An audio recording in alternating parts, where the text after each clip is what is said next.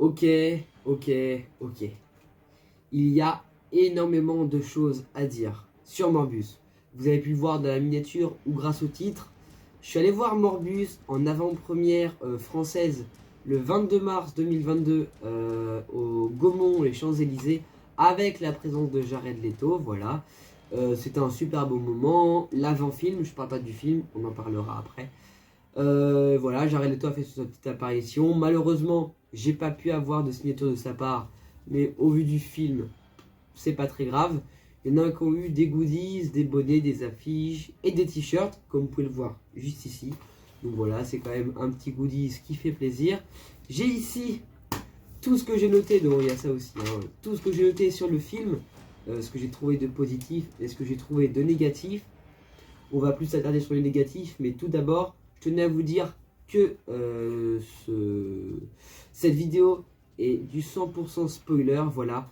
Là, c'est pas une critique comme les autres, on va dire, donc je vais pas faire une partie sans spoiler et une partie avec. Juste que je peux vous dire, pardon, juste avant que vous ne quittiez cette vidéo, c'est que je vous conseille d'aller voir le film, dans le sens où c'est le premier film que Sony sort spécialement de leur Sony Cinematic Universe, parce que je vous le rappelle, mais Sony a racheté la licence Spider-Man de Marvel, ce qui fait qu'à partir de maintenant, tous les films en lien avec l'univers de Spider-Man n'interviendront plus, si je ne dis pas de bêtises, dans le MCU, donc le Marvel Cinematic Universe. Donc voilà, c'est une nouveauté qu'on pouvait s'attendre. Morbius, je l'attendais sans plus, on va dire. Et j'en ressors très déçu. Mais je vais d'abord vous expliquer les points positifs de ce film et pourquoi il faudrait aller le voir. Allez, on y va pour cette vidéo. C'est parti. Alors, première chose qu'on peut remarquer sur le film si vous l'avez vu, là je fais cette vidéo au lendemain de je l'ai vu, donc le 23 mars, mais vu qu'on n'a pas le droit de sortir de critiques sur YouTube, etc., de spoilers, avant le 29, donc je sortirai la vidéo le 30 quand le film sortira en fait.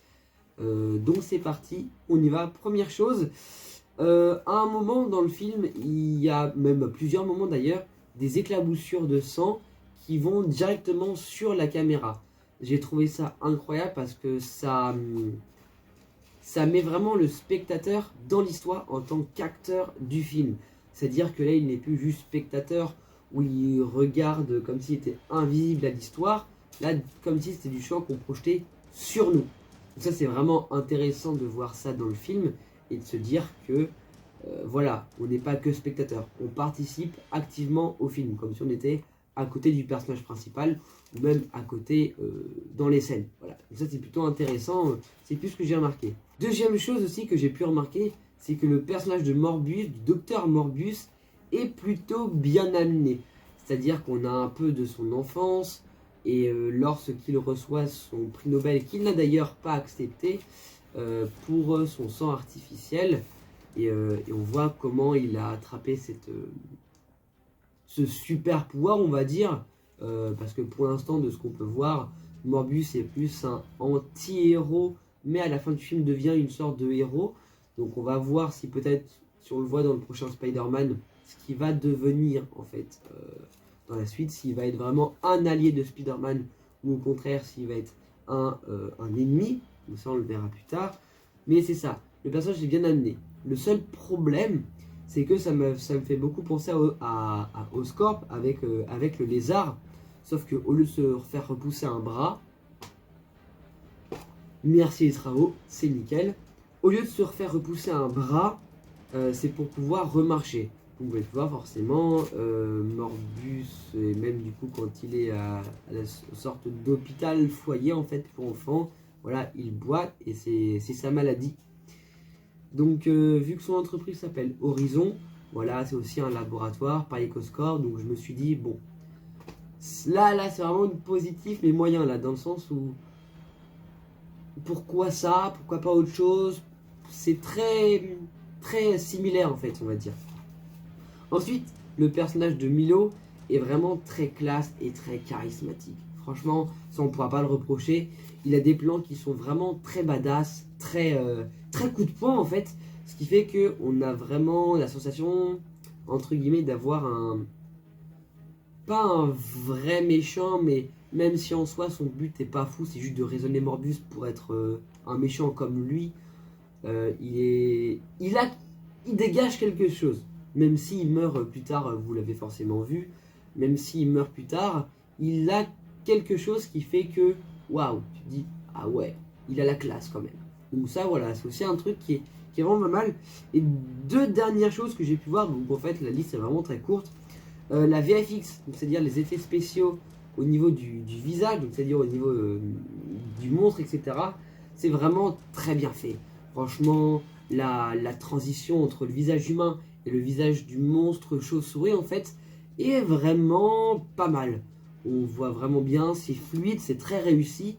Et franchement, pour le coup, c'est presque ce que j'ai le plus bien aimé du film, où la tête du méchant, ou même de la maladie qui revient, en fait, entre guillemets, la maladie du sérum, est plutôt stylée, au fait, on va dire. Et dernière chose, c'est le son, les musiques, les bruitages. On en reviendra aussi dessus, mais il y a des trucs qui ont pas forcément été bien mixés, on va dire. Mais la plupart des sons, et surtout les basses du film, par rapport à l'écholocation, quand il fait son truc où ses yeux deviennent bizarres, comme je souris en fait, où il entend, il voit en étant aveugle en fait tout ce qu'il y a aux alentours. Voilà, les basses. Mais c'est pas possible ça. Entre le train et les travaux, je pense que la vidéo va être top au niveau du son. Nickel. Moi je parle du son là, du film comme quoi il est bien mais pas ouf. Là ça va être encore pire. Hein. On n'est pas chez des Marvel. Ah ça, fallait s'y attendre. Mais voilà, pour le coup, les bases du film sont vraiment très bien amenées. Et c'est vraiment quelque chose encore qui peut valoriser le film. Mais encore, quand on compare ce qu'il y a de positif et ce qu'il y a de négatif par rapport au film, bah pour le coup, il y a vraiment beaucoup plus de choses négatives que de choses positives. Et ça, je me demande vraiment comment Marvel a pu participer, même si le film n'est que en association avec Marvel. Je me demande vraiment comment Marvel en fait a pu accepter de dire bah tiens, ce film il est très bien, ça passe, on le balance en salle. C'est vraiment quelque chose que j'ai pas forcément très bien compris. Donc voilà, c'est tout pour les choses positives, ou pas choses négatives. Let's go! Alors, comme vous pouvez le voir, la liste est vraiment très longue. Hein, par rapport au positif, je vous remonte juste là. Voilà, il n'y a pas grand chose, il y a 3 lignes. Et là, on s'attend vraiment à du lourd en termes de négatif. Hein, je veux dire, ça va pas être waouh. Non, au contraire, ça va être pourquoi il y a ça, quoi. Voilà. Donc, première chose, ouais, c'est vrai, le méchant est très basique. Là aussi, pareil, ça me fait très penser au Spider-Man, que ce soit l'univers d'Andrew Garfield ou de Tobey Maguire, c'est pareil que Morbius, c'est le meilleur ami qui devient méchant et qui se retourne contre lui. Voilà. On l'a vu donc avec dans l'univers d'Andrew Garfield et Tobey Maguire, c'est son meilleur ami qui devient le Green Goblin, on va dire, junior. Et pour le coup, voilà, j'ai vraiment retrouvé beaucoup cet univers, on va dire là. Voilà, là c'est le meilleur ami donc de Morbius qui devient méchant et qui se retourne contre lui. Voilà, c'est exactement la même chose. Donc je me dis, même si c'est forcément dans le même univers, ils sont pas forcément obligés de faire les mêmes méchants en fait. Essayer de trouver une histoire un peu plus originale, peut-être. Après, je dis ça, peut-être que j'aurais pas fait mieux, j'en sais rien. Mais il y a quelque chose qui manque en fait, c'est ça le truc. Il y a vraiment une essence qui n'est pas là et qui fait que le film est très basique. Ça, je viens de voir à l'instant là. Bon, en fait, c'est bien avec le truc. Hein. Le fait que. Voilà. On va peut-être le mettre un petit peu plus en valeur. Hein. C'est plutôt rigolo. Voilà. Deuxième chose, vous l'avez remarqué aussi, la scène mi-horreur dans le couloir de l'hôpital avec les lumières qui s'éteignent et qui s'allument. Ça, franchement, les gars, c'est cliché. Enfin, c'est vraiment un truc d'horreur très basique. Le fait de, oh bah tiens, les lumières sont allumées, il n'y a rien. Peut-être que quand elles vont se rallumer, il va y avoir quelque chose, et non. Et là, oh, on voit une forme qui bouge. Et bizarrement, quand l'infirmière se retourne, paf, screamer, et voilà, la personne meurt.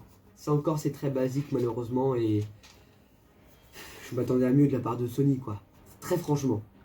Ensuite, le fait que la fin du film s'arrête beaucoup trop tôt est vraiment cassant. C'est-à-dire que le film s'arrête dans un élan, dans une action, et on est là, vraiment, on est sur le cul, quoi. C'est-à-dire que on finit le film, on est en mode, mais pourquoi ça se finit là? Je pensais que il y avait autre chose derrière. Ah bah non, le film s'arrête comme ça. Donc ça c'est, on va dire, les aléas de la vie en quelque sorte, on peut rien y faire en tant que spectateur. Mais bon, quand on voit déjà pas mal de choses, j'attends de voir les critiques, donc première, Allociné, etc. Mais je ne sais pas du tout comment ils vont essayer de faire une critique, on va dire, positive et constructive. Parce que c'est-à-dire que je vais beaucoup me répéter, hein, peut-être dans cette vidéo, je sais pas, vraiment là, c'est vraiment presque fait à l'arrache, que j'ai pas les textes, etc., comme je pourrais lire dans différentes critiques, comme une fois les Batman, c'est-à-dire que juste un texte. Mais c'est un peu comme dans Dune, c'est-à-dire que dans Dune, je sais pas si vous l'avez vu, le film s'arrête pareil, dans une élan, dans un élan, dans une action, et on se dit, mais pourquoi ça s'arrête là, quoi? C'est pas possible, il manque quelque chose. Ben là, c'est pareil. Et c'est très frustrant. On se dit, mince, oui, peut-être que c'est là en mode, ah, vous attendez une suite. Donc voilà, ça sert à ça. Mais une suite de quoi? Je sais très bien qu'il n'y aura pas de suite. Dans le sens où ces films-là, voilà, ça introduit le personnage, et ensuite c'est une sorte de regroupement. C'est tout. Il n'y aura pas d'autres. Pour moi, il n'y aura pas de Morbius 2, en tout cas. Après, le fait que la fille soit censée être morte, et qu'au final, elle ne l'est pas, car elle a mordu la lettre du docteur Morbius, donc elle a réussi à avoir un peu de son sérum, et que la fin s'arrête au moment où elle ouvre les yeux, c'est cliché aussi. Il y a tellement de choses qui sont clichés, c'est du vu et revu. C'est vraiment le fait du, pas du running gag, du fait que vous pensiez qu'elle était morte, et ben non, regardez. Voilà. Et je me dis, tac, c'est-à-dire que du coup, il n'y aura plus un seul monstre, mais du coup, enfin, monstre entre guillemets, mais deux. Et la suite, je sais pas, je vous avoue que je sais même pas comment ils vont pouvoir essayer de faire une suite dessus. Vraiment. Donc ça aussi, c'est très perturbant en fait. Il y a tout ce mélange où on se dit, mais c'est pas possible quoi. Comment ça a pu passer? Parce que je ne sais pas si vous savez, mais quand un film est fini d'être produit, d'être fait, etc., d'être monté, il est présenté à une petite poignée de personnes qui vont donner leur avis. Et ensuite, c'est là que, bah, par exemple, ils font des reshoots, ils retournent des scènes, etc. Comme ce qui s'est passé avec Doctor Strange, In the Multiverse of Madness, celui qui sort le 5, 4 ou 5 mai, je sais plus. Ils ont dû retourner des scènes parce que les critiques n'avaient pas été très bonnes sur certains points. Donc voilà. Mais là, s'il y a des gens qui ont dit que c'était bien, je me demande comment, quoi. Je me demande qui étaient ces personnes, vraiment. Il y a un problème quelque part là dans le choix. Hein. Ensuite, le combat entre Milo et Morbius. Le combat quand il se casse la gueule et qu'il tombe dans une sorte de chantier souterrain, on dirait une sorte de métro qui est en train de se faire, je sais pas, c'est bizarre. Et que là, ils se battent avec toutes les chauves-souris, la lance, etc. C'est beaucoup trop court. Là, juste là, avec les chauves-souris et la lance, je vous ai résumé le combat. Il n'y a rien d'autre. Ensuite, lorsque Milo meurt, excusez-moi, hein, mais ce n'est pas triste. On n'est pas affecté par la mort de Milo. Parce que on n'apprend pas assez sur lui, on le voit plus comme un méchant plutôt qu'un gentil, ce qui fait que quand il meurt, on n'est pas attaché, on n'est pas touché, on est là, on se dit, ok, ils ont mis une musique à peu près triste, plan d'ensemble, même Morbius qui est triste, mais le spectateur n'est pas triste, parce qu'on voit Milo comme un méchant, et pas comme par exemple le Green Goblin qui a été... lui, c'est pas vraiment de sa faute, on va dire, entre guillemets, parce que son sérum machin là, et pareil pour le Docteur Octopus avec la puce qui était derrière son cou. Là, c'est pas comme ça. Là, ok, il revient presque à son état normal, et il meurt. On n'est pas touché parce que du coup, on n'a pas le temps d'en apprendre sur le personnage, de pourquoi on peut être touché, Et c'est vraiment ça aussi qui est très triste. Je m'excuse encore une fois. Non d'ailleurs je ne l'ai pas encore fait, mais je m'excuse pour cette vidéo qui va être vraiment longue. Enfin, on verra bien le temps qu'elle dure. Mais voilà, il y a tellement de choses à dire que je ne pouvais pas faire une vidéo de 5-10 minutes comme ça. C'était pas possible. Donc on avance encore. On en est aux scènes post-génériques. S'il y a quelque chose qui vous a choqué ou pas choqué, dites-le moi en commentaire.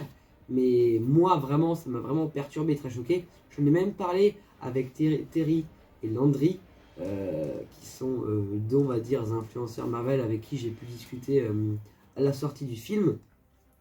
Pourquoi? Que fait ici le vautour? Qu'est-ce qu'il fait là? Supposant qu'on est dans l'univers d'Andrew Garfield, et j'en suis persuadé, je vais vous la mettre juste ici. Mais il y a une image d'un ancien trailer qui montrait très bien le fait que Morbius soit dans l'univers d'Andrew Garfield. Le vautour, à ma connaissance, c'est l'univers de Tom Holland. Hein. Mais encore ce train, je vous assure, c'est un truc de ouf dans cet appartement. Il y a des trains tout le temps. C'est vraiment le point négatif. Mais vraiment. Enfin bref, que fait le vautour? Une explication. C'est pas parce que le multivers a explosé qu'il faut nous faire du tout et n'importe quoi. Parce que là, c'est ce qu'ils sont en train de faire, réellement. Enfin, du moins du côté de Sony. Vu que depuis maintenant, voilà, que Sony a racheté Spider-Man. Le vautour est dans l'univers de Tom Holland.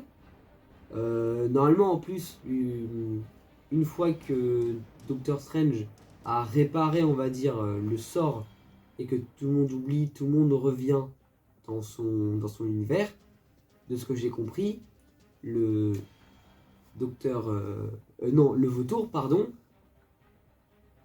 il est pas retourné dans son univers. Donc, ou alors ça supposerait que Morbius serait dans l'univers de Tom Holland. Mais de ce qu'on a pu comprendre avec les trailers ou quoi que ce soit, c'est pas possible. Il y a zéro possibilité pour moi que ça se passe dans l'univers de Tom Holland. Après, hein, vu comment j'étais surpris par le film de Morbius, je me demande encore quelle surprise on pourra avoir dans ces prochaines années. Enfin bref, dernière chose que j'ai pu noter, et vraiment, hein, là c'est vraiment qu'une petite liste, hein, parce qu'il y en aura encore des tonnes à dire sur ce film. Mais au début du film, donc l'intro et la fin du film, avec ce style un peu néo-futuriste, vous savez, avec ces couleurs rose et bleu turquoise, quel est le rapport avec le style du film? Je vous rappelle, on va dire, les thèmes principaux du film. C'est vraiment un film un peu sombre, on va dire, avec un personnage qui n'est pas funky, on fait la fête, etc. Donc les couleurs sont plutôt, même on peut voir là avec le logo, même ici, les couleurs sont pas pastel, on va dire. Elles sont pas roses, elles sont pas bleu turquoise. Et même quand on regarde, même le logo Morbius dans le film n'est même pas le même que celui sur l'affiche. À un moment, Sony, mettez-vous d'accord sur ce qu'il y a à faire. On dirait que ce film a été bâclé de A à Z. Ils se sont dépêchés pour se faire ce film.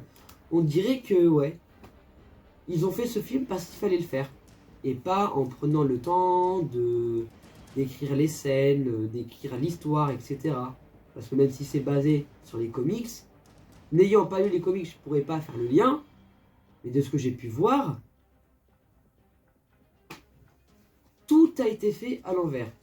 Donc c'est vraiment dommage, je trouve, de la part de Sony d'avoir fait ça comme ça, sachant que pour la suite, normalement, il va y avoir du coup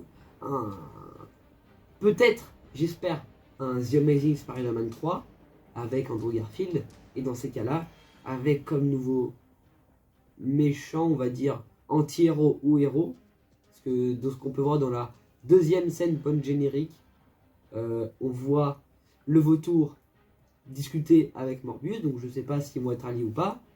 On aura un prochain Spider-Man. avec comme méchant ou allié Morbius et le vautour. Alors, le vautour, c'est sûr, ce sera un méchant, ça c'est sûr. Donc, beaucoup de questions se posent encore. On se dit, oui, No Way Home est passé, quel va être le prochain film avec Tom Holland. On a eu des rumeurs comme quoi Andrew Garfield va jouer un The Amazing Spider-Man 3. Donc on ne sait pas, c'est très mélangé, c'est très fouillis. Donc on ne sait pas ce que Sony va nous révéler dans quelques mois, quelques années. Je ne sais pas quand est-ce que leur prochain film va sortir, mais j'espère qu'il ne va pas sortir de sitôt.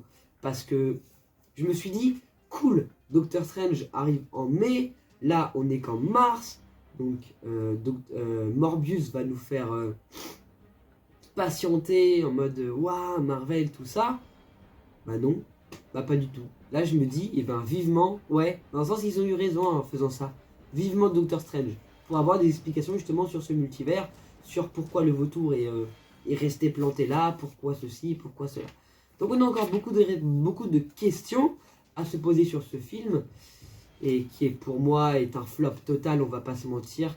Et j'attends de voir les critiques, j'attends de voir ce que vous en pensez, n'hésitez pas à me dire en commentaire, moi je réponds à tous les commentaires de toute façon.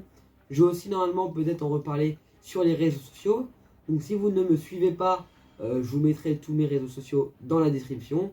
N'hésitez pas à vous abonner, ça fait toujours plaisir. De ce que j'ai cru voir, on est bientôt aux 100 abonnés, hein. C'est peut-être pas beaucoup, mais c'est un palier à passer. Donc voilà, c'était Virgile pour cette critique, et ça y est, nickel. J'en ai marre de cette vidéo, il n'y a rien qui va. Je vais le remettre, mais voilà. Comme ça, on est à peu près clean, voilà, on a quand même le logo, ça fait plaisir. Et voilà, première critique négative, hein. De toute façon, il y a bien un début à tout, on ne peut pas que faire des critiques positives, malheureusement. Je suis vraiment très déçu de ce film Marvel, mais on verra bien pour la suite. C'était Virgile, on se retrouve pour une nouvelle vidéo avec encore le train qui passe, c'est génial. Une vidéo sur le cinéma, sûrement, je verrai bien. Normalement, il y a peut-être une vidéo sur Notre-Dame brûle qui devrait sortir, peut-être avant celle-là, je ne sais pas du tout, ou après.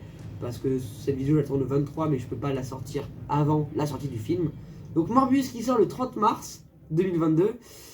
Je vous conseille pas trop d'aller le voir, mais si vous voulez faire un avis, c'est toujours intéressant d'aller le voir. C'était tout, c'était Virgile, on se retrouve pour une prochaine vidéo. Allez, ciao!